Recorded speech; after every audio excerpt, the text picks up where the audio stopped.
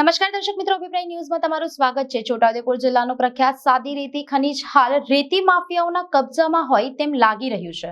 ઓરસંગ નદી સહિત જિલ્લાની અનેક નદીઓમાં બે રોકટોક ગેરકાયદેસર રેતી ખનન ચાલી રહ્યું છે, જ્યારે જવાબદાર તંત્રની નિષ્ક્રિયતા સામે અનેક સવાલો ઊભા થયા। ઓરસંગ નદીના બંને કિનારા તેમજ કવાંટ રોડ તરફના વિસ્તારોમાં રેતી માફિયાઓ દ્વારા ગેરકાયદેસર રેતી ખનન ધમધમતું ચાલી રહ્યું છે।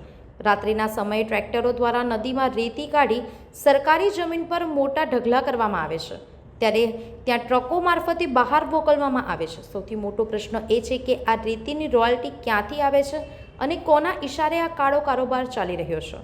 બેફામ રેતી ખનનના કારણે ઓરસંગ સહિત જિલ્લાની નદીઓમાં રેતીના સ્તર ઘટી રહ્યા છે, જેના પરિણામે બ્રિજના પાયા નબળા બન્યા છે। પાવીજેતપુર નજીક ભારજ નદી પરનો બ્રિજ તૂટી જતા જનતાને ભારે હાલાકી ભોગવવી પડી રહી છે, છતાં પણ ભૂસ્તર શાસ્ત્રીની કચેરી અને જવાબદાર તંત્રની ચૂપ્પી અનેક શંકાઓને જન્મ આપી રહી છે। સંવાદદાતા સાથે અભિપ્રાય ન્યૂઝ, વડોદરા। આવા જ વધુ સમાચારો જોવા માટે સબસ્ક્રાઇબ કરો અમારી યુટ્યુબ ચેનલને અને જોડાયેલા રહો ફેસબુક, ઇન્સ્ટાગ્રામ અને ટ્વિટર પર।